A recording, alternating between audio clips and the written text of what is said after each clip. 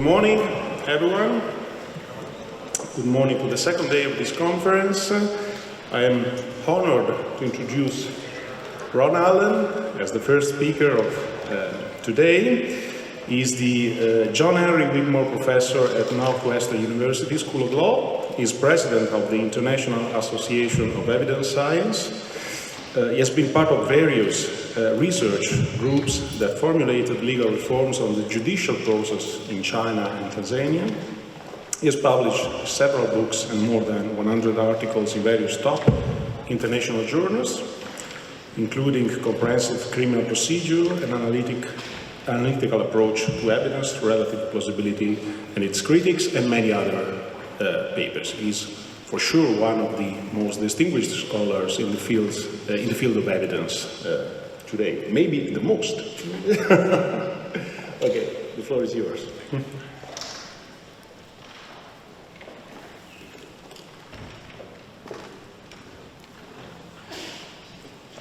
Hello, everybody. I think it's important to start the day echoing some of yesterday's remarks about this conference.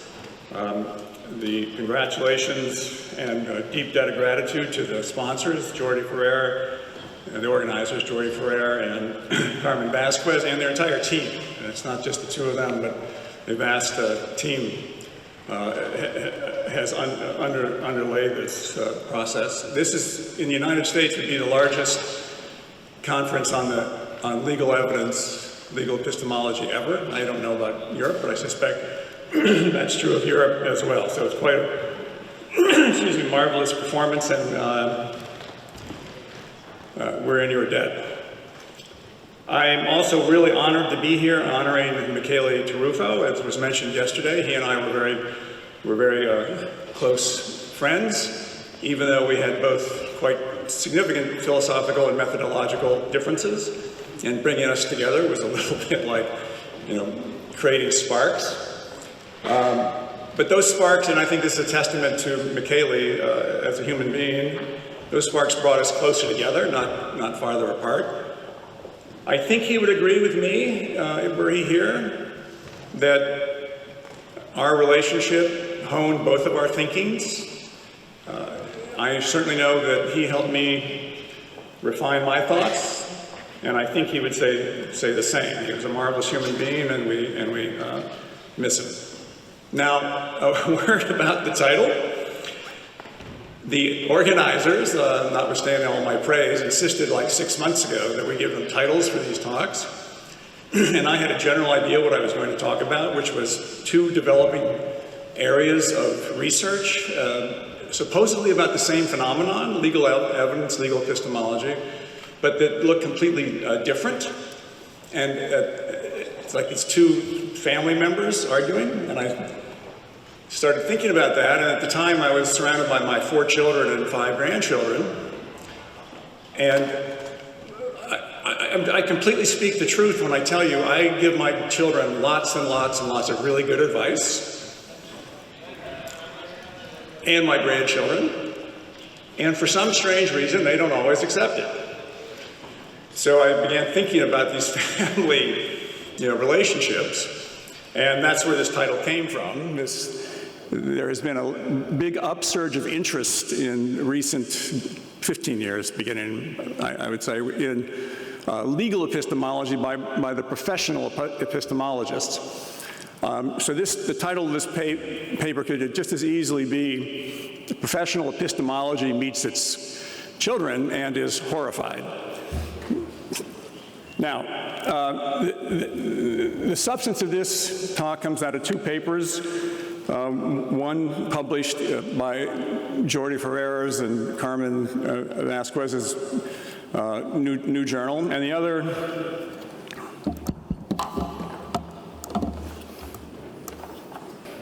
there it is. Thank you very much.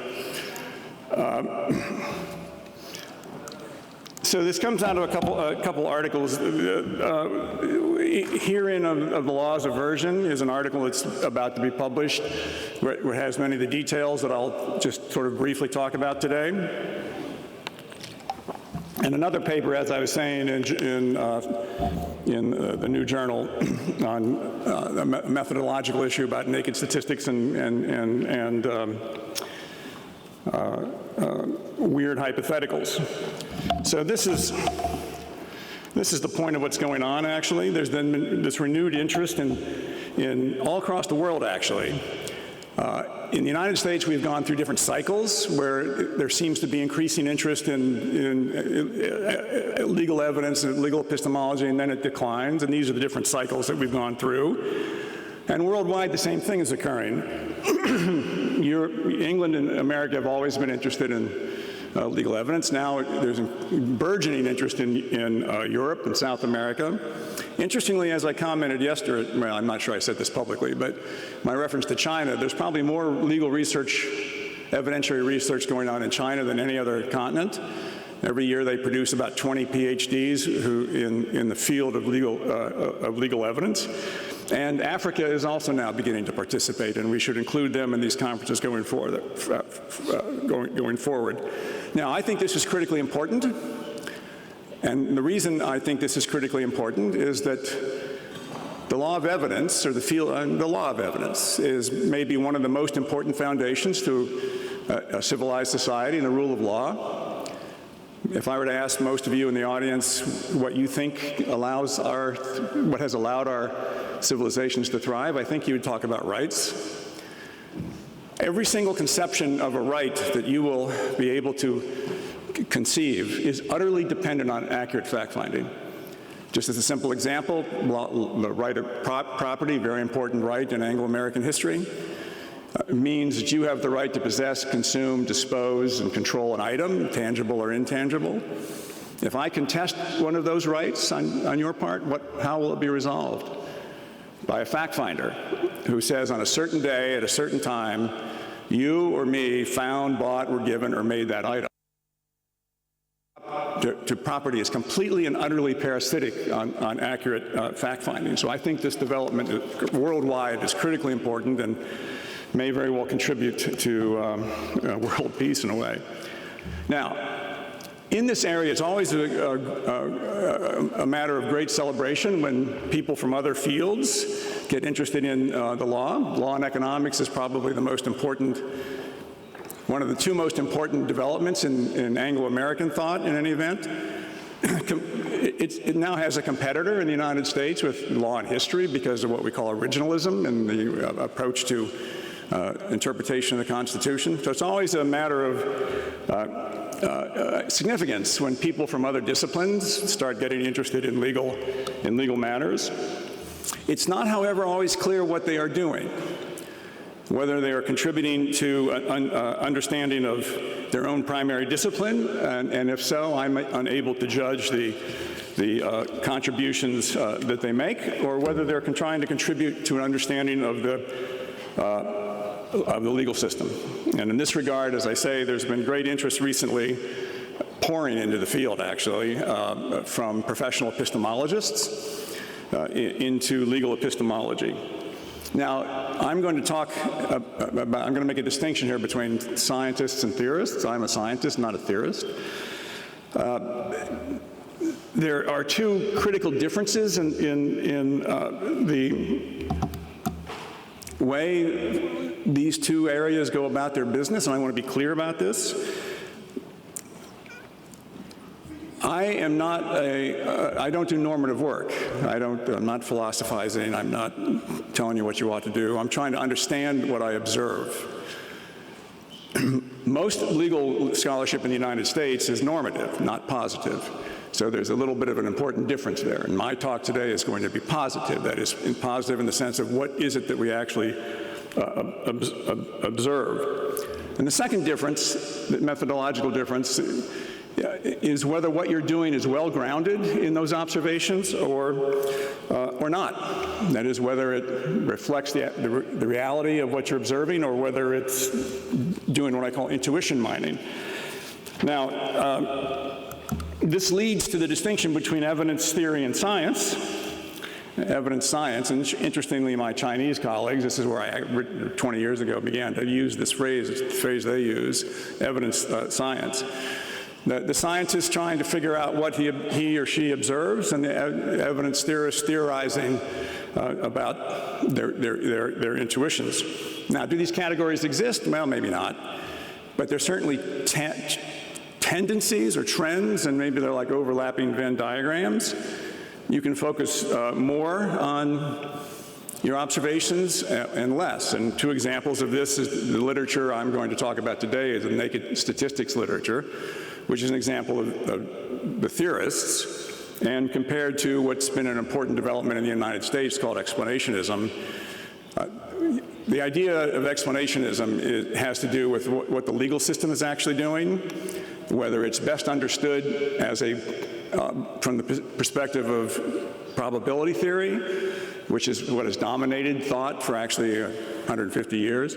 But that idea has been supplanted recently by evidence scientists, in my opinion, by what's called explanationism, where it's becoming increasingly clear that what occurs at trial, and not only at trial, but from the beginning of the process to the end, is the construction and comparison of alternative explanations. And in criminal cases, the issue is, does the prosecution have a plausible explanation of the evidence? And if so, does the defendant have a plausible explanation, even if less plausible? In civil cases, it's who has the most plausible explanation. Now, the question I'm going to address is, do these two ways of approaching things speak to each other, and whether it matters? From my point of view, and remember, I'm talking from my point of view, the theorist may have a completely different point of view and say completely different things. There are three problems. One's a methodological problem, and I'll talk briefly about, in which the standard approach is intuition mining based on weird hypotheticals that actually mismodel the legal system and make impossible, I mean literally impossible epistemological demands. And from that, in my opinion, indefensible conclusions are drawn, and the most important point today is the last one on this slide, is that this approach neglects the adaptive nature of legal systems. Legal systems are not static. They're dynamic and complex and adaptive. The significance of that point, which might hopefully come clear this morning, is it's fine to behave in a reductionist way, to employ reductionist methodologies, try to narrow things down to a single point and so on. In a static, closed system, it doesn't work very well in a complex or dynamic, adaptive system. The second problem is a substantive problem that this literature, and I don't know if this literature has had an impact in Europe, has focused on what's called naked statistics, or statistics and probability generally. And there's a belief, apparently, that the law is averse to statistical evidence, and it's not appropriate to have a judgment based on statistical evidence. This belief has been the foundation for this entire literature, and it's false, and I'm going to demonstrate that it's false, which is, raises interesting questions. And then the third point that makes communication difficult between these two branches, from my point of view, again, not from their point of view, but from my point of view, is a very unrealistic and cramped view of errors. Professor Epps, in his very competent discussion yesterday, covered some of this. I just will need to add a few more points to it. So these are the three problems that we will discuss.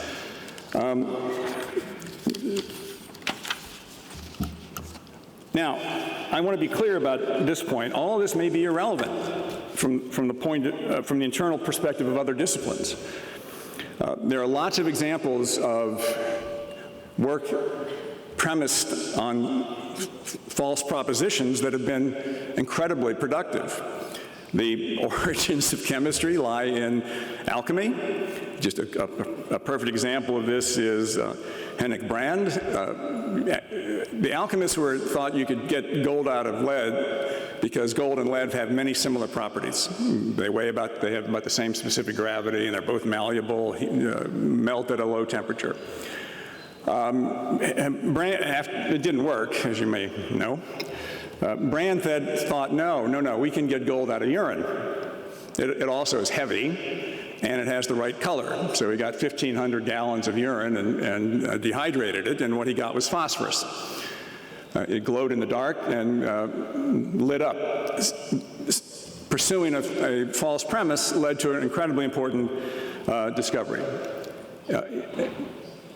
With respect to mathematics, for a long, long time, mathematicians tried to prove the superfluousness of Euclid's fifth postulate about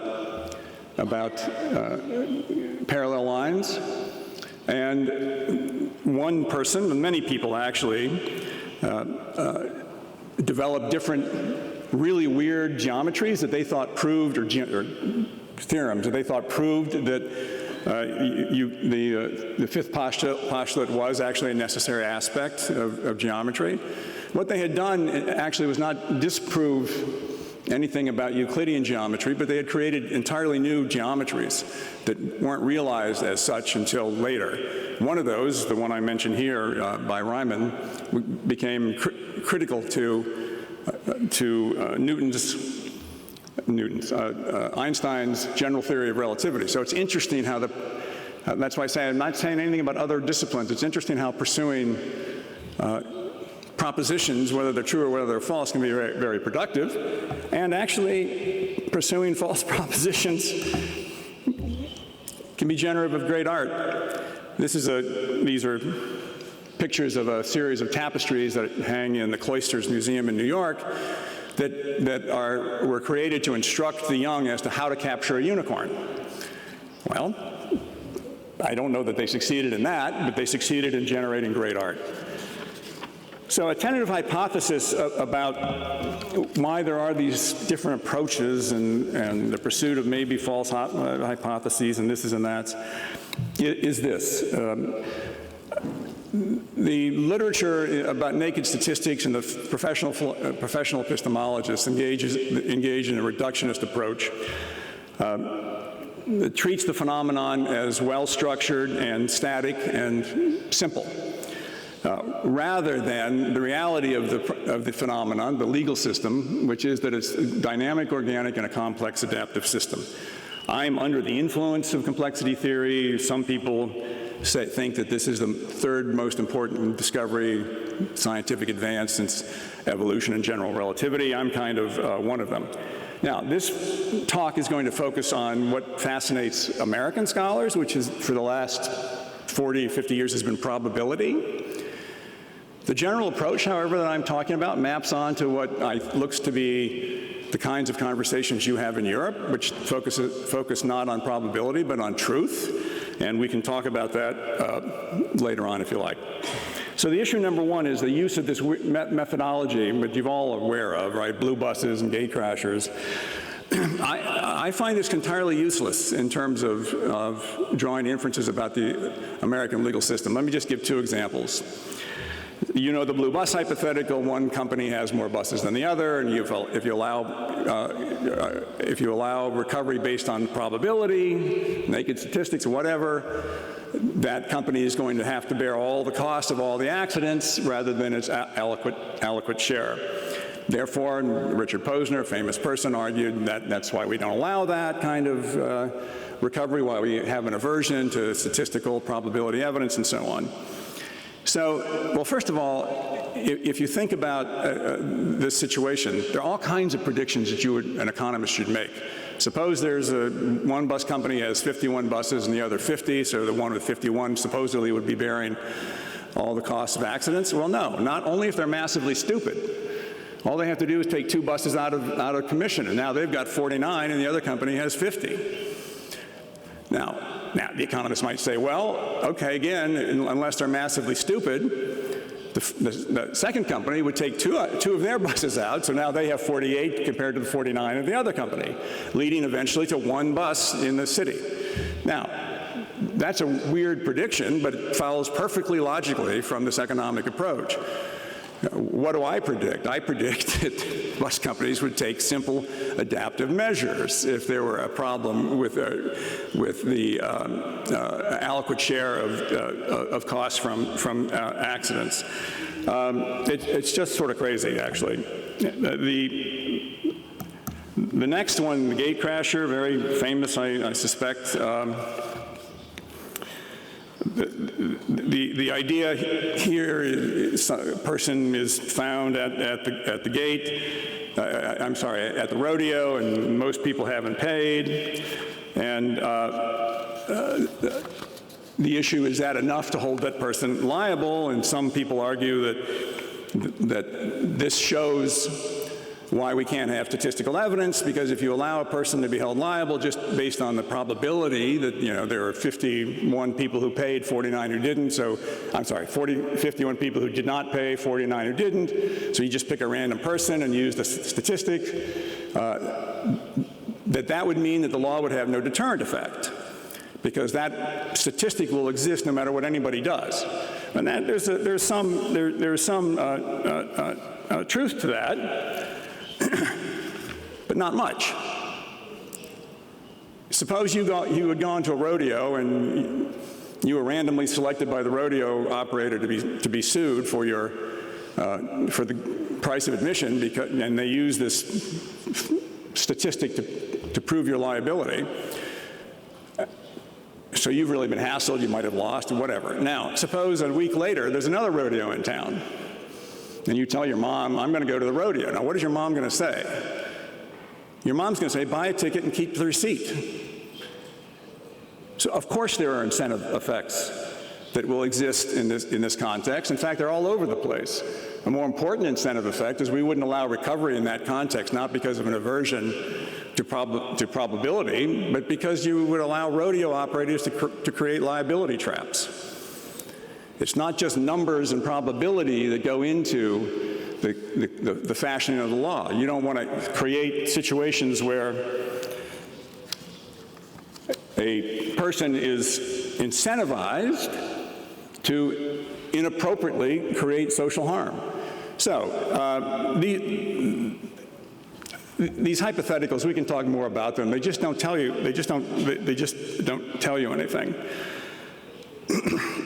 There are, in the gate crasher situation, incentives all over the place. And the issue is which one you want to focus on, which one the lawmaker wants to, if you want to incorporate anything into the law, which one you want to do, and what your underlying policies are, not the fact that there is no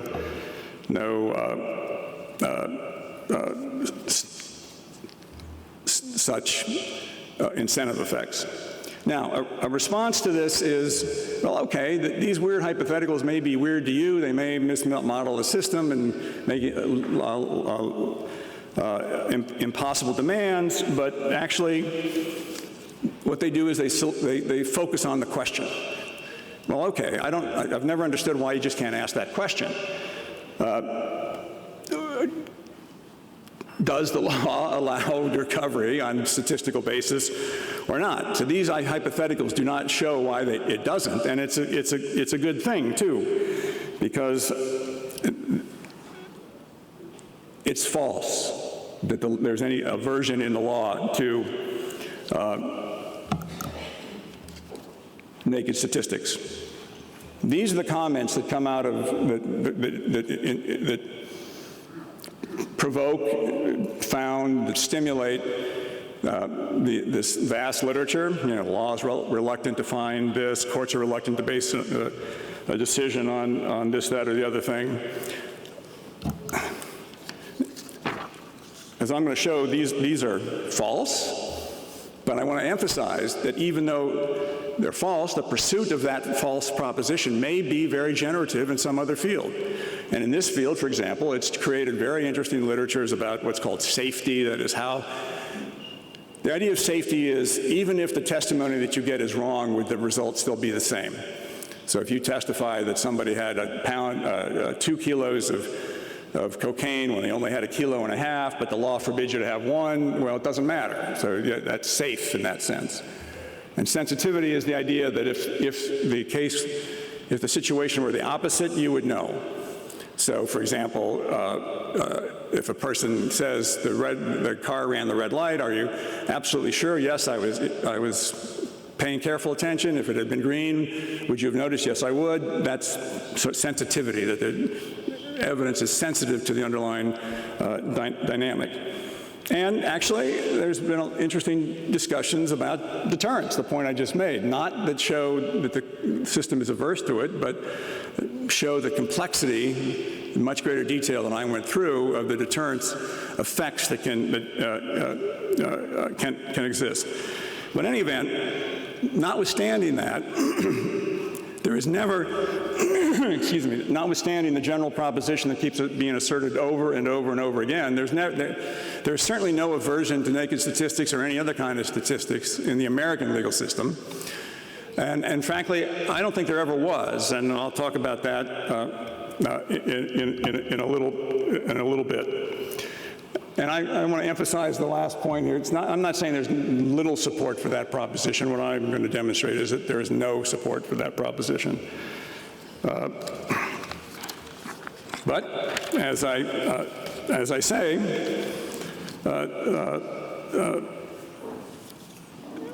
might be useful for other purposes. Now, to establish this requires a tedious discussion of the cases. My objective is to prove a negative. But that, in fact, you cannot find in American jurisprudence any support for this proposition. I'm not going to do that now, but that's what's in the paper, where I go through all the claims that have been made, or my co-author and I go through all the claims that have been made in this regard and just show that they're just not accurate. But what might be interesting is not that discussion, but what led to this problem, if you will. And what we see is, in fact, these issues of mismodeling the law in general and ignoring its evolutionary aspect in particular. This is a critically important point. Even if I'm wrong that there was never in the American jurisprudence a statement of aversion to probabilistic evidence, if there were, it has been wrung out of the system. Each of the cases that might have suggested that has either been overruled directly or implicitly, even if you could understand them in that fashion. To make this point, I have to clarify one thing. This literature talks about the law of evidence. There is no law of evidence. There are laws of evidence, and you have to talk about a jurisdiction. In the United States, there are 52 different, more than that actually, but 52 major evidentiary systems. Each of the states has their own, the federal government has its, and has its own, and the U.S. military has its own. So when you talk about the law, you have to ask, what law are we talking about? I'm going to talk about American law for two reasons. It's the one I know best, and this entire literature, even though I've been criticized for what's called American exceptionalism by concentrating on American law, the literature focuses almost exclusively on American cases and American law. So, in this literature, the mistakes begin at the beginning. You may have heard of the Smith case, which is said to be the seminal case justifying the what I say is a mistaken view of probabilistic evidence. You see statements like this: it's a seminal case, it's what's remarkable is the prevailing legal doctrine both then and now suggests it should have succeeded, the plaintiff should have succeeded. A woman was run off the road at 1 o'clock in the morning and said it was by a bus, but she couldn't identify the bus. There was a bus company that ran buses on that route and had the highest proportion of buses, and the issue is, isn't that enough? Run off by a bus, this company has more buses than anybody else. And the court said, no, that's not enough. And in passing made a disparaging comment about probability. Now, I can go into the details of what Smith actually is a standard sufficiency of the evidence case in its own peculiar, at the time, procedural context. And that's in fact exactly what it is. It wasn't some general statement about probability or whatever. In fact, one wonders if you can't use probability in reaching decisions, the modern imagination asks what else is there.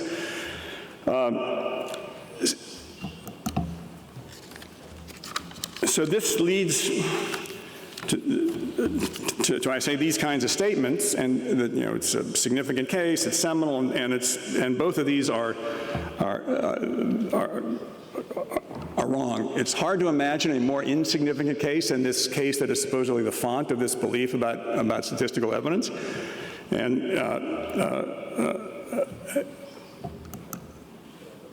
assertions to the contrary, this is the key point, rest on mistakes about the nature of the common law and how it evolves. That's a critically important point. And as I say, not paying attention to the fact, the reality that we are dealing with complex adaptive systems. We are not dealing with static systems. We're not playing chess here with a completely closed over deduction system. Now, remember, Smith is supposed to have set this great precedent, and now we all know that you can't have statistical-based, probability-based judgments. Here's the reality. This case has never been cited in a state case in the United States. Remember, every state has its own evidentiary system. It's never been cited favorably in an American state case. It's been cited twice in dissents.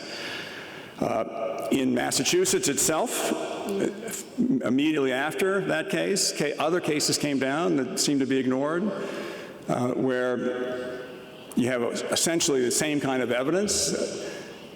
In one case, the issue was whether a perfume caused a skin rash.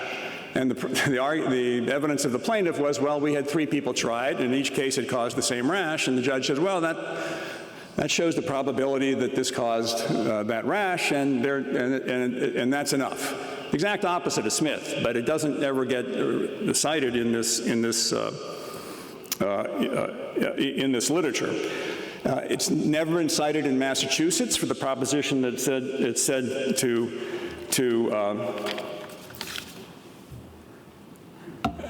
crystallize into law, and in fact, here's what the Massachusetts Supreme Court actually says about statistical probabilistic evidence. The problem isn't with that, the problem is with unreliable evidence, unreliable statistics, made up probabilities, not with respect to probability itself. The federal courts, it's actually the same, basically the same thing. It's been cited in a number of federal courts, but always for the purpose of disposing of unreliable evidence. I'll give you one example. In a federal criminal case, it was important to show that a person by the name of Jackson had been convicted of another crime, and I forget the state he was in, I think Florida or something. The prosecution wanted to enter into evidence a certificate from a prison in New York that had the same name as this guy in Florida.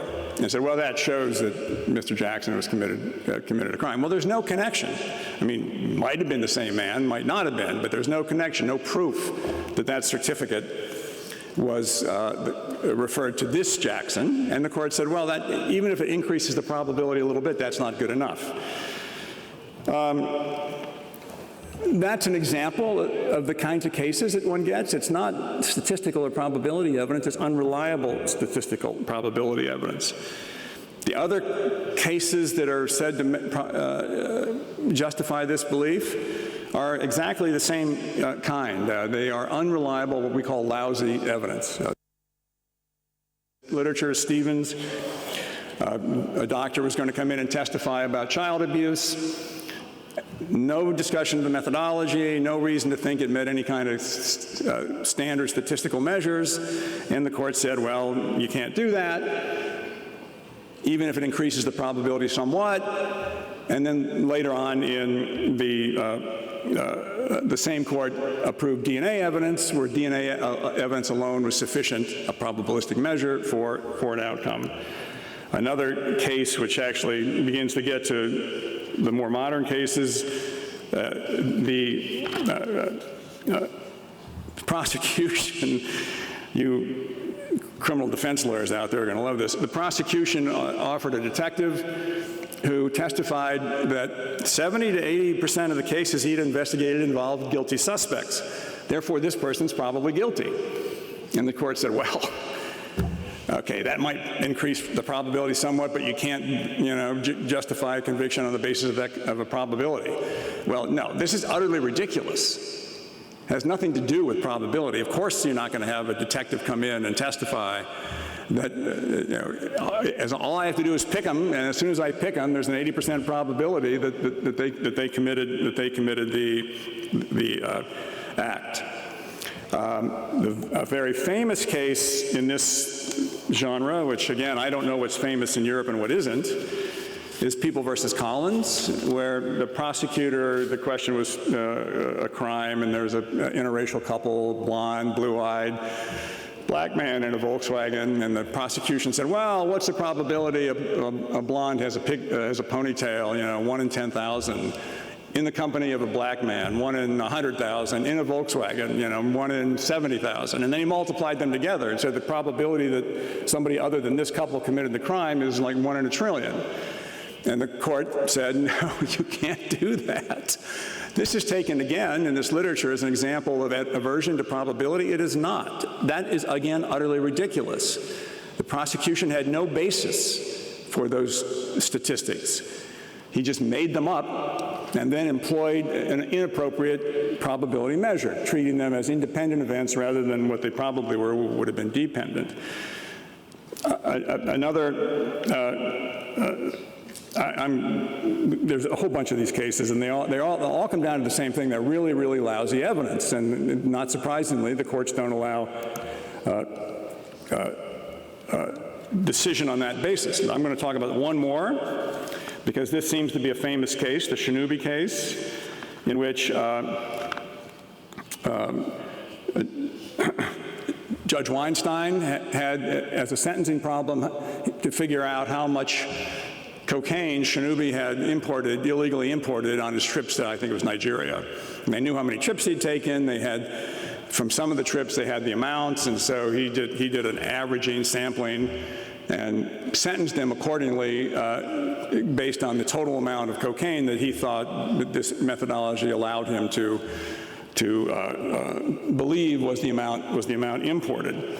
Now this is, and the Second Circuit Court of Appeals said, no, you can't do that. You need direct evidence. You can't have probabilistic evidence. You need direct evidence.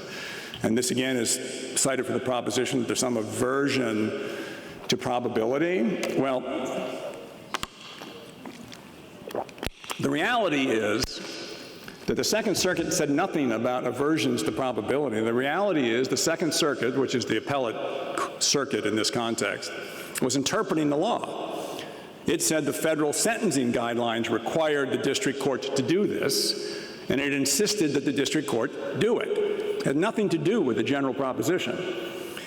Even more surprising, again, if this case is in your debates, Shinobi was overruled by the Second Circuit, just like Smith was overruled by the Massachusetts Supreme Court.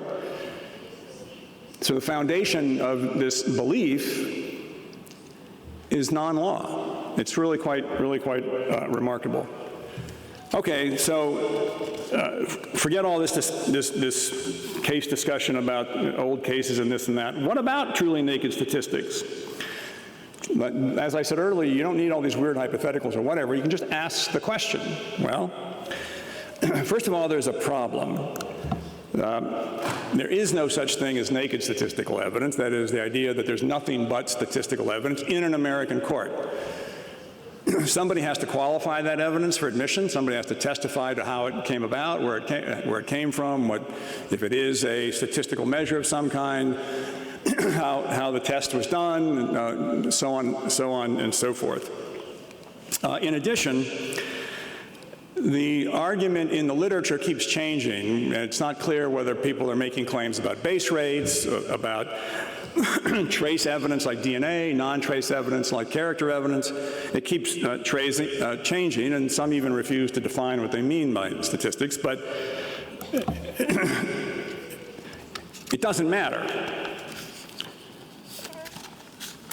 This is what I call my Salvador Dali slide. It's this little kind of surreal, too much information probably on it. every single case in the U.S. system that has reliable statistics or probability measures, the evidence is allowed. So it doesn't matter what the definition of naked statistics or probability or whatever is. And these are just examples. When DNA first came down, the theoretical literature said, well, okay, there's one exception. Well, it turns out there isn't one exception. It turns out there are hundreds of exceptions. And here are just lists of them, you know, fingerprints, ballistics, tool mark evidence, handwriting, they're all statistically based. The last point on this slide, which might be a little bit difficult to read, is every single time, almost, well, no, I take that back. In the great bulk of situations when an expert is testifying, what they are doing is funneling relative frequencies, statistical information, to the fact finder. They're stating their opinion, but their opinion is based on the underlying statistical information that has been collected and developed in their field. So every single time an expert testifies in that fashion, it's an example of what we would call statistics, probability, naked statistics, whatever. Another mistake in this area is some people seem to think that, okay, that may be true, but statistical evidence in criminal cases and expert evidence is uncommon and controversial. Well, actually, there are about 85% of cases, both civil and criminal, have experts. And as I say, their job is to funnel naked statistics. Here is a list of expertise that a federal judge just compiled about a year ago and doing a talk that had come across his desk in the last 18 months or so. The ones that are bolded are ones involving statistical measures. I mean, it's ubiquitous. And it turns out there's more. Well, and guess what? There's even more. It goes on and on and on and on. Now,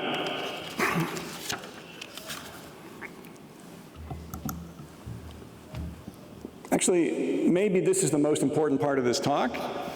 What has been missed in this literature is the evolutionary aspect of the common law, and I would say in particular, I don't know your laws, but it evolved. So even say I'm wrong about what the Smith case, what was in the mind of the judge. I have no idea what was really in the mind of the judge, although you know what it really was? It was a single woman at 1 o'clock in the morning who's run off the road. Now, what do you think was actually going on in 1944? Maybe some stereotypical reasoning? But it's not 1944, or whatever the date was. It's 80 years later, and the law evolves.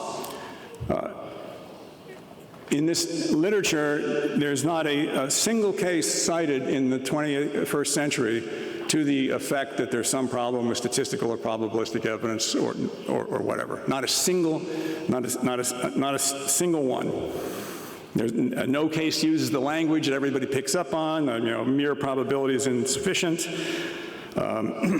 We're the scientists. We looked everywhere. We found one unpublished case, not even a published opinion, that expressed some doubts about probability. But it was. I can explain it if you like. But it was clearly a lousy evidence case. So here's the conclusion about this problem. Is the law averse to naked statistical evidence? Well, this comes out of that article that I had on the first slide, and I'll just read it. There's no contemporary support in the various American jurisdictions for a categorical exclusion of naked statistical evidence as the basis for a verdict. You have to distinguish between admissibility and sufficiency. Even before the advent of DNA, the general approach across the United States either was or was evolving to that evolutionary point to admit evidence critical to a judgment in statistical form where an adequate foundation had been laid, and to allow experts to explain the evidence to the fact finder. that evolution has been accompanied by a virtual elimination from the cases of phrases to the effect that a mere probability is sufficient for a verdict. And this is a dynamic that the theoretical literature seems to have missed. Arguments to the contrary deny that the robust use of statistical evidence has anything to do with the problem at hand, including those cases closest to naked statistics. And they assert that any counterexamples are just exceptions to the general principle while providing no contemporary examples. This is just a falsehood. There's no evidence of any aversion to statistical evidence, probability-based judgments, or whatever. What there is a generalized concern about reliability. The mere fact that something is in statistical form doesn't mean it's reliable.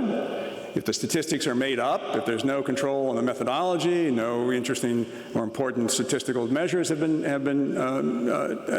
data hasn't been tested, of course, just like you keep out other unreliable evidence.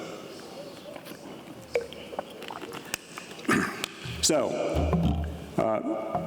the peculiar use of weird hypotheticals, the false belief of some aversion to naked statistical evidence, and now problem number 3, errors and complexity. Here we're told that maybe the worst thing that can happen is to convict an innocent man, which I kind of agree with, but no, I don't agree with it. It's not the worst thing that can happen because it's unavoidable. Trials are ex ante, not ex post. You do the best you can do, and the only way to stop there from being errors is to stop having trials. Now, in the United States, there are 77, that looks like a very accurate statistic. I mean, I wouldn't take that to the bank if I were you, but it's an approximation. Cases a year, not criminal cases. There are about 17 million criminal cases a year, about the same number of civil cases in courts of general jurisdiction, and about 50 million or so cases in courts of specialized jurisdiction, limited jurisdiction. It's a huge, sprawling system. And the problem for the legal analyst is how to construct that system to optimize the social benefit. And in doing so, you can't just look at, and I'll go through this in greater detail in just a second, you can't just look at the one kind of error or another. There's what a philosopher of science and I wrote some papers called the Deadly Dilemma papers. Every choice you make has consequences. A gruesome example of this is suppose the death penalty actually does deter. If that's true, by not executing people, you are executing others. Those murders that would have been deterred had you engaged in capital punishment. Well, put them in jail. Well, it turns out more people are killed in jail than are executed. There's essentially a slaughter that goes on in American prisons, jails, and penitentiaries. So it's just trading one kind of death for another. The legal analyst has to think about these kinds of trade-offs. And as Professor Epps was talking about yesterday, as I say in his very intelligent commentary, what about correct decisions? And he pointed out that the belief that a probability measure sorts errors is analytically not true. And you might, I don't know if you all got the point, but just imagine that no innocent person goes to trial in a criminal, in some criminal system. If no innocent people, and this is just a hypothetical, but to make the analytical point, if no innocent people go to trial, you can't make the mistake of convicting an innocent person, no matter what your burden of persuasion is. And conversely, if no guilty people go to trial, the only mistakes you're going to make, and it's going to be true no matter what the probability measure is convicting innocent people.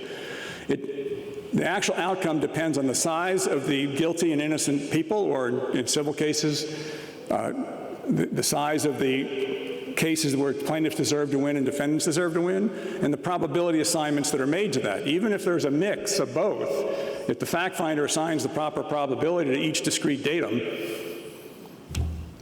no mistakes are going to be made.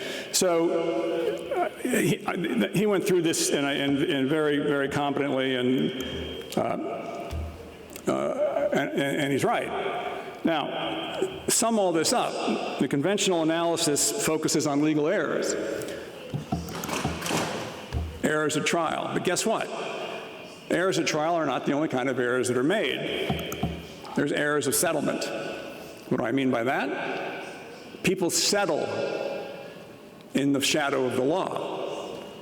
And if the law has negative consequences for their case, they may very well settle where they actually deserve to win. And what about cases not settled? The cases that are brought are brought also in the shadow of the law. These are the problems that the legal analyst has, and it doesn't stop there. You might be trying to optimize that, and by doing so optimize what I call litigation behavior, the behavior that surrounds litigation. But the idea that we're trying to optimize litigation behavior is really, really peculiar. Litigation behavior is a tool to affect primary behavior. So the most important aspect of the legal analyst challenge is the relationship between litigation behavior, where correct decisions matter too, and primary behavior. By the way, correct decisions matter too. You've heard about the Blackstone ratio. This is said to be a demand of justice, that one innocent person convicted for 9 guilty people acquitted. Imagine a system, a criminal system, in which 90% of the cases are unjust acquittals, false acquittals. Take justice out of it. 90% of them are false acquittals. 9% of them are false convictions. That satisfies the Blackstone ratio. That means 99 out of 100 cases, every 100 cases will be a false verdict, leaving you one correct verdict in that distribution. So it's not useful to think about these things from this perspective. What you're trying to do as the legal analyst is think about these things in their overall consequences for social utility. This brings me to my last very brief point. These two photographs capture the difference between approaching something as a static and closed system and looking at something as a complex adaptive system. A tree farm, it makes sense to ask what the point of a tree farm is. A tree farm is like playing chess. You know what you're trying to do, you know how to affect that outcome, you know what your interventions, what the effect of your interventions will be. If you need more water, you water. If you need fertilizer, you fertilize. Whatever it is, plant the right kind of trees and so on. Compare a tree farm to a rainforest. A rainforest is a paradigmatic example of a complex adaptive system. It's pointless to ask what the point of a rainforest is. And any interjection or any intervention into that rainforest is going to have unpredictable consequences. Some of what's going on here in the theory versus science debate, if you will, is whether you're viewing things as tree farms or rainforests. Viewing things through the lens of complexity explains a lot of this stuff. It explains why probabilism no longer is thought to be in the United States the best explanation of juridical proof, why there's so much discretion, all these things. Now, to finish up, does any of this matter? Well, I don't know. I'm trying to figure out my observations. Other disciplines are trying to do other things. As I say, there's interesting work not in this theoretical literature on things like safety, sensitivity, and deterrence. But the connection to real legal systems is a bit obscure. And it's also interesting that some of these theoretical debates actually have real manifestations in the legal system. Every time you cross-examine a person, what you're doing is examining them on issues that theorists call safety and sensitivity. So this is not a rejection of what they're talking about. This is actually, if you want to know the truth, a plea for help. We, the scientists, if I may say so, call myself that, need all the help we can get. It's a complex problem trying to construct an orderly society respecting the rights of all to the extent that you can. There are lots of interesting questions that it would be really useful to have this philosophical firepower focus on. Here are just some examples of it. What's the difference between statistical and non-statistical evidence? Is it really what those of us from my perspective think, which is just the clarity of the ambiguity? And actually statistical evidence is better because it makes it clear what the ambiguity is, as compared to an eyewitness where it's unclear what the ambiguity is. I won't bore you with a discussion of relative plausibility, but plausibility is an increasingly important concept. It may be underspecified,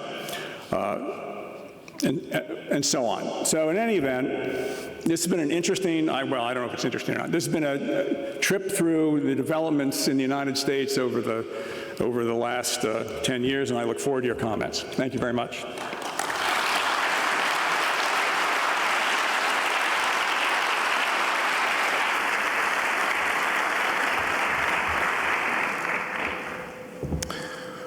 Okay, I'm trying to figure out how to find the questions. I've lost the link. Sorry, that's my fault. What's going on here?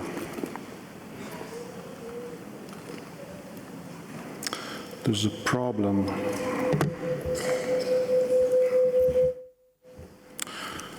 Maybe I need some technical assistance.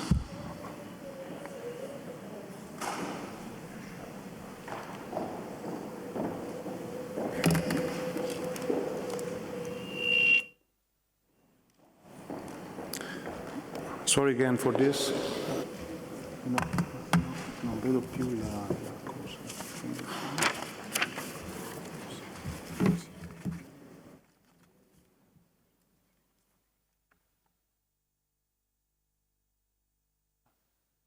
I know that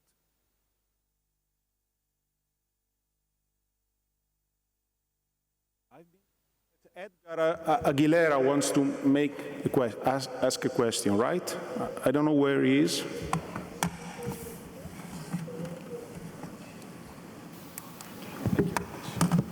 Thank you. ¿Se oye? Sí. Can you hear me? Your talk, I wanted to ask 3 questions. Where are you in the auditorium? I wanted to. Okay. Yeah? Yeah, please, sorry. It's No, that's okay. No, so the first one, I find your suggestion to understand or to comprehend the legal system as a complex adaptive system as a very suggestive idea.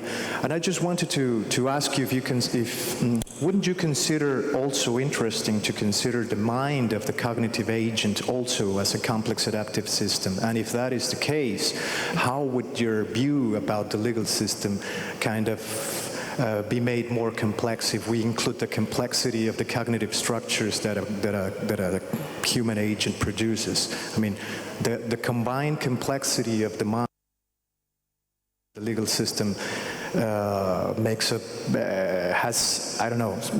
it could have interesting implications, because you are, in my view, you are predicating complexity with respect to the legal system, but you can do that also with respect to the human agent, with regards to the cognitive structures that he or she produces. That's one of the main of my suggestions. The other one has to do with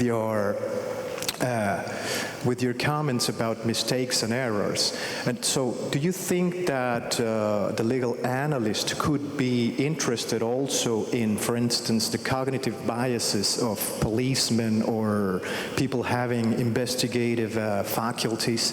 So maybe we could be a little bit more interested in that as compared to what has been happening throughout the years. For instance, focusing our eyes in errors of false convictions and false acquittals. So maybe we could go back the trial procedure and focus into the investigation phase, for instance, and think of ways to prevent cognitive biases, because in my view, the criminal investigation has been kind of forgotten in our epistemological thinking. So that's the second point. And the third one, so you have shown that there's no evidence supporting the proposition that there's some such of probability aversion in the United States legal system. And if that is the case, so it's a very simple question. Why do you go why the move of explanationism, of the relative plausibility theory? I mean, why the reluctance to include in that general picture of evidence evaluation and evidence sufficiency precisely the naked statistical evidence role? If you do not have an aversion to naked statistical evidence, why don't you include that in your whole picture of evidence sufficiency? So those would be my questions. Thank you. Yeah, thank you, Edgar. Those are very good questions, not surprisingly. First, I should warn you all that if you start thinking about complexity theory and you read some of the books like Simple Complexity or A Tour Through Complexity or The Evolution of Everything, you see it everywhere. It's like COVID. It just passes and it takes over your body, and you see it everywhere. So your point about the human mind, I just agree with. That's exactly right. And one of the things I would say we on the evidence science side of things, and again, this dichotomy between science and theory may not work as well as I'd like it to, but whatever, is yes, of course, you have to take those things into account to the extent that you can. That's exactly right. In fact, I'll come back to the point about relative plausibility and probability in your third question at the end. But one of the strengths of this explanationist approach is exactly that it accommodates the way people think rather than be inconsistent with the way in which people actually think in the real world. So yes, I agree about the cognitive point. In fact, again, you see complexity everywhere, and what you see is very few systems are in fact closed over deduction, right? The world isn't chess. The world is rainforest. It's not tree farms, it's rainforest. That answers your second point, right? Of course we should be concerned about cognitive biases. Exactly right. That's the important work that is done. But in that context, one also has to be concerned about the complex interactions that might exist. So, for example, it may be true that people, as a general proposition, have certain cognitive biases or use certain heuristics and so on. It may be false that providing evidence of those in a particular trial is helpful. I don't know that would be true or how often that would be true, but it's another example of the same complexity dynamic that we're talking about. And the fact that people have biases and suffer from heuristical reasoning doesn't mean that's what they do when they're a juror or a judge. I'm not saying it doesn't, but that needs to be investigated. So again, I'm just saying the same thing. So yes, I was wondering if anybody would ask me if I was the originator actually of this idea of relative plausibility that's now become the conventional view among people who study this issue, that that's the best explanation of trials. It's not probability. But what we are talking about is the best explanation of what we call juridical proof. Juridical proof is not the burden of proof. The burden of proof is one aspect of juridical proof, but what we're talking about is the way in which cases are first constructed, the way in which they're presented, and then how they're decided. And it's pretty clear that a probabilistic explanation doesn't work very well, and we were talking yesterday about Bayes' theorem. Bayes' theorem is a standard theorem in conventional probability. It has very important uses, but it's a tool, and tools have to be employed in the appropriate way.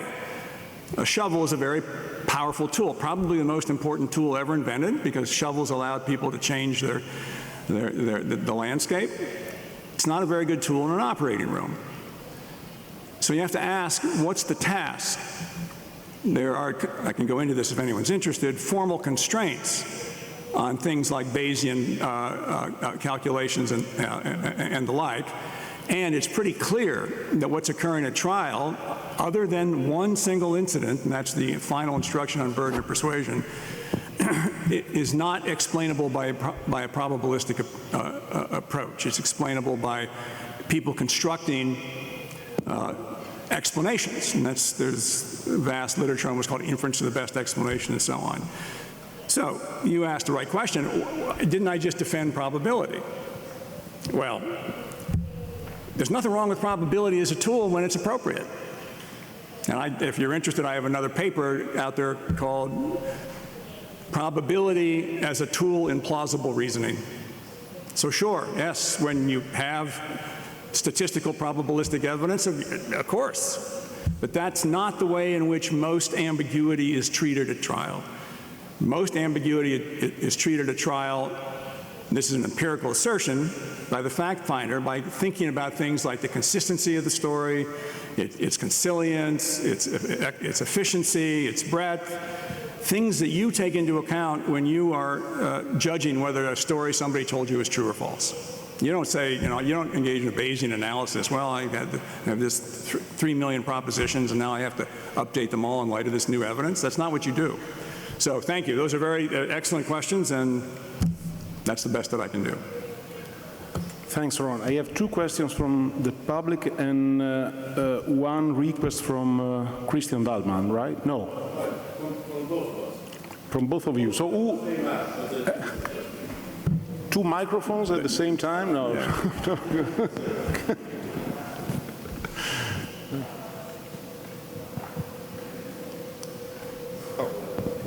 Oh, thanks. Yeah, Brian.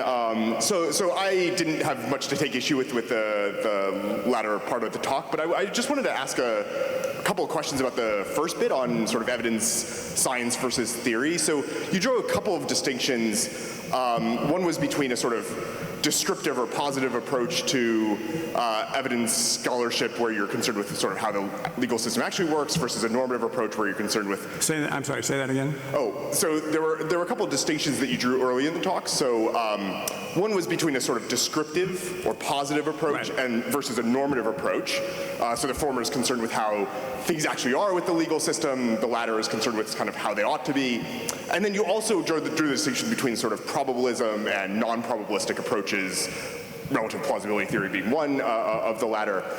So I just had two comments, and then I guess the question is sort of what do you think of the comments? Okay. So the first was I thought these distinctions actually cross-cut each other. So if you're a descriptive or a positive person, there are some people who are probabilists, and they think that, in fact, this is the best interpretation of the actual legal system or actual sort of juridical proof as it actually is, and other people who disagree, like yourself, about that as an interpretation of how things actually are. And similarly, if you're a normative theorist, there are people who are probabilists and people who are anti-probabilists. So I just wanted to suggest that maybe these cross-cut each other. Yep. And then the second thing was just on the descriptive versus normative. I think it's kind of might be useful to see this as a kind of spectrum rather than a dichotomy. I mean, a few people, myself and a couple of writings, are kind of explicit that they're just doing the purely normative thing. Don't care how the actual system works. We're just concerned with if we were starting a new legal system from scratch, how should we do it? A few people who are sort of doing purely descriptive stuff, don't care how things ought to be. They're just concerned with how things are with all its flaws and foibles and stuff. But I think a lot of people have this intermediate sort of project where they're not trying to throw the whole legal system out and start from scratch, but they're kind of trying to suggest some modest improvements, some charitable interpretations. So holding fixed the general structure of, say, American law, but suggesting some sort of, like I say, charitable interpretations, minor tweaks, minor revisions. So I wonder how that might complicate the picture. So thank you. Those are, again, intelligent questions. By the way, if anybody asks a non-intelligent question, I'm not going to identify it as such. So.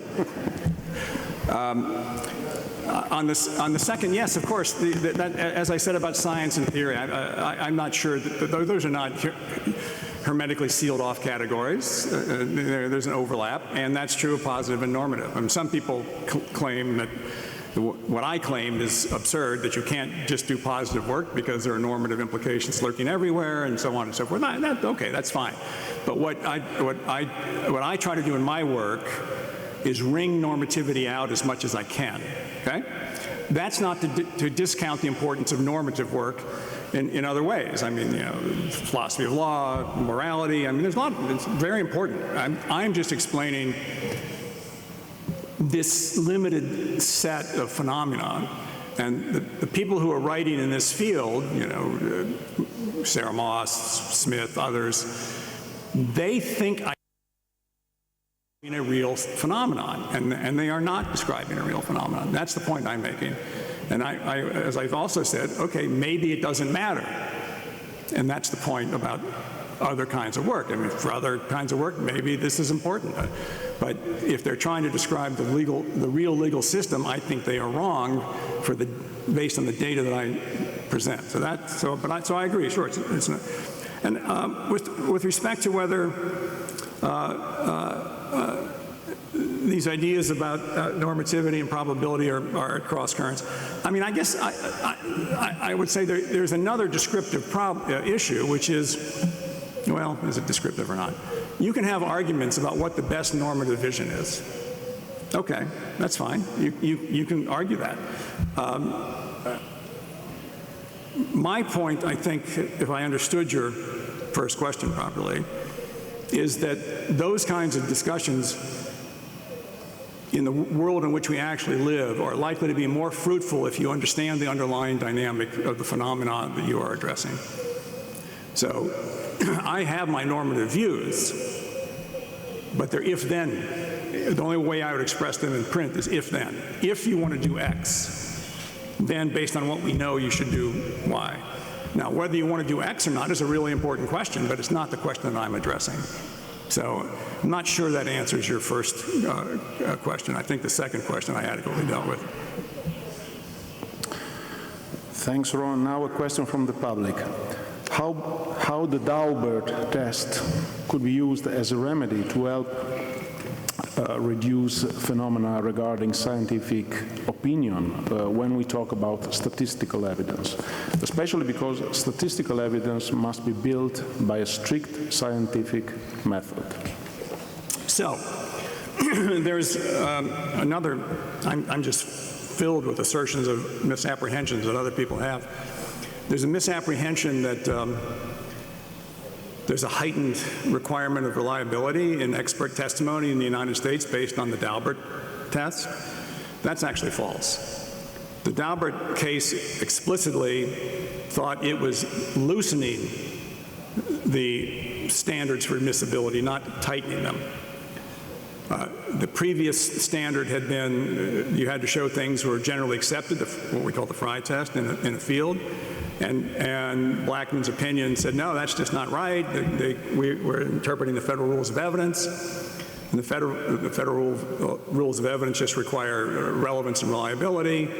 And they actually thought that the effect of that was going to be to increase the use of scientific evidence, technical evidence, expertise, not decrease it. Now, they turned out to be wrong. Now, why? Because there was an avalanche of junk science that was being brought into court. And the lower courts, the district courts, had had enough of it. And there's a whole series of seminars run by the Federal Judicial Center instructing them about how they could start to deal with this now. And so the effect of Daubert was actually the opposite of what the court thought it would be, which was to put somewhat higher standards on the admissibility of expert testimony. But what are those standards? Those standards are reliability. What the Rule 7 of the Federal Rule of Evidence that the court's interpreting says is you have to show this evidence is relevant, that is, a reasonable person can draw an inference from it about a material proposition, and it had to be reliable. Now, some people say, okay, reliable, heightened reliability. No. That is the perfect analog to why for a witness to testify, they have to have firsthand knowledge. If you don't have firsthand knowledge, what you have to say is just unreliable.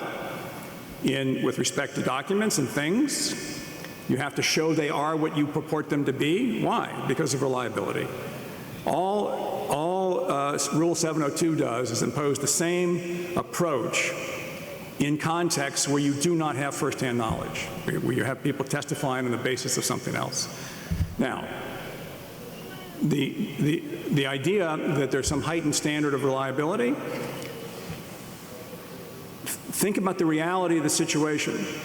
If you don't, almost always true, there are a few exceptions to this. If in a case you do not have experts on both sides of the case, you do not have a trial. Only one expert's testifying, there's no response, no rebuttal, you're not going to go to trial on that basis. That means the system that is supposedly generating maybe heightened standards of reliability are allowing people in to testify to the exact opposite propositions. X and not X. Well, one of them has to be wrong. What we do in scientific evidence is an improvement over what we were doing before, in my opinion, because it requires some engagement with the underlying methodology and some engagement with whether or not the methodology is appropriately applied. But the standards are quite loose. In fact, inside knowledge here, the reporter of the Federal Rules Advisory Committee that advises the Supreme Court on rules of evidence is now asking the committee to consider changing the standards because it's too loose. So there's a misconception about what actually goes on in American courts with respect to expert testimony. Okay, another question from the public. Do you see a possible role for the theorist or the philosopher in model building, perhaps? After all, causal inference is strictly depends on selecting a model to experimentally create ceteris paribus conditions. And model building strictly depends on both intuitions, mining, and normative considerations. Given the same predictive power, the model which best reflects common intuition is preferable. Choosing between minimizing false positives or false negatives in any experimental design is a normative and evaluative task. Well, the latter point is exactly right. I mean, there's no doubt about it. And do keep in mind, though, that you also have to worry about correct decisions, as I was talking about, and you have to worry about the impact of the legal behavior on primary behavior. Which of those almost infinite number of combinations you would want to focus on is a policy question that has to be decided by whoever is the lawmaker, right, the lawgiver. My point today is not a disparagement of theoretical or normative thinking. It is a critical discussion of one literature that is burgeoning in the United States, where we're being told over and over again that the courts don't allow naked statistics, and now we have to figure out why they don't, and they're just wrong. In other contexts, theoretical thinking is critically important, but I'm not sure theoretical thinking maps onto the normative positive discussion that we were having earlier. I mean, it can be positive as well. You create a theory, and then you go test it. That's perfectly. That's exactly what ought to be done. So again, yes, model building is critically important. When you build those models, I would recommend that you try to have them reflect reality. Although not always, right? I mean, you can do really interesting things with friction by assuming zero friction and then having what's called a friction constant. But it's helpful for some of us who are trying to actually structure these legal systems to have the work map onto them in an observable way. So yeah, I'm all in favor of model building and how I would allocate false positives and false negatives. I don't even think that's the right question to ask. Well, it's perfectly fine question to ask. But go back to the next to the final slide. The real question for the legal analyst is the relationship between legal behavior and primary behavior. It is possible, shall I say theoretically possible, that a really, really lousy legal system is a very, very powerful tool for good. Now, how could that be? Because a really, really lousy legal system encourages people to avoid it. And you can avoid it in lots of different ways. You can avoid it by not doing things wrong, right? You can avoid it in the civil arena by being careful in your contracting and forming groups like family groups and so on that do business together.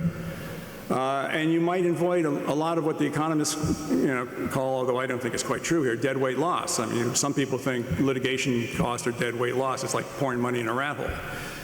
I don't think that's true because for the reason I just identified. There's a relationship between litigation behavior and primary behavior, and what exactly that relationship is going to be culturally contingent. And going back to the prior question, or not the prior question, this question, you have to decide what it is you're trying to optimize.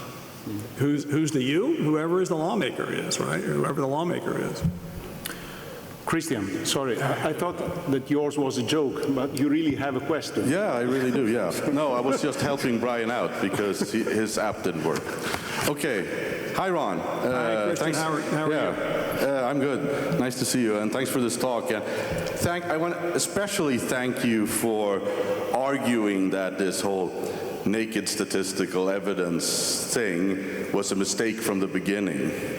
And really, thanks for that, because as many of you know, which you didn't mention in your talk, the backstory here is that the prison riot and the gate crash and all these things were invented by people who wanted to create an objection against the naked statistics, right? No, they wanted to create an objection against the probability approach. Right. Because probabilities created paradoxes, Cohen and other people said. So that was, the people who invented these mistaken examples were people who were against the probabilistic approach to evidence. And you've now helped us defending the probabilistic approach to legal evidence by showing that this argument was mistaken from the beginning. So thanks a lot for helping out. You're welcome. I have a question also. Just like Brian, I'm a little puzzled by your dichotomy between evidence, science, and theory. And maybe it's because you intend something narrower and different to theory than I may be imagining, because in my mind, a lot of things that I would call evidence theory is an integral part of evidence science. For example, you talked yourself about, proving accuracy, false convictions. We had a great panel on that yesterday. And an important part of that work is to identify fallacies and biases in reasoning.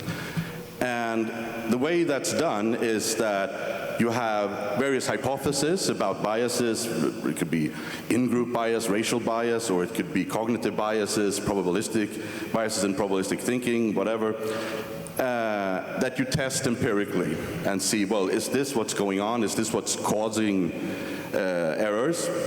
And in my mind, that is theories. These are, in-group bias is a theory. Theories about probabilistic fallacies, those are theories that are then the basis for hypotheses that are then tested empirically. So that's theory being a part of science in my mind. So I don't see how the dichotomy here between evidence, science, and theory. So, but maybe you're intending something more narrow with theory. Yeah, well, first of all, I've already said that, Christian. I've already said that maybe it's like Venn diagrams, not like hermetically sealed from each other, and I think that's exactly right. In response to the other question, sure, part of science, I don't really want to use these terms in anything other than a colloquial sense, but part of it is model building and then model testing, and that's theory. I agree. But what I'm really focusing on in this paper is not anything other than the naked statistical evidence literature, all right? And what I'm focused on explicitly are theoretical approaches that use weird hypotheticals that mismodel the phenomena under examination and make impossible epistemological demands. The paper makes this clear, and I should have maybe made it clear, but that's exactly what I'm focusing on. So I accept your point, and I'm happy to provide support for probabilistic reasoning, because I actually do not, notwithstanding that I don't think it's a very good general description of juridical proof. I mean, if you take probability out, what do you have left? I mean, I don't think it's a good description either. yeah. So we're all, but you know, when you think about these hypotheticals, like take the gatecrasher hypothetical. There are 51, whatever you want to make it, 51 people who didn't pay and 49 who did. How does anybody know that? Why is that known to certainty? That question's never answered. Why can't the person who supposedly crashed the gate testify? It's a really, really weird hypothetical, and so, yeah. In any event, I'm going to go off into my own rant here about these hypotheticals, so I'll stop myself. Okay, thanks. Thank you.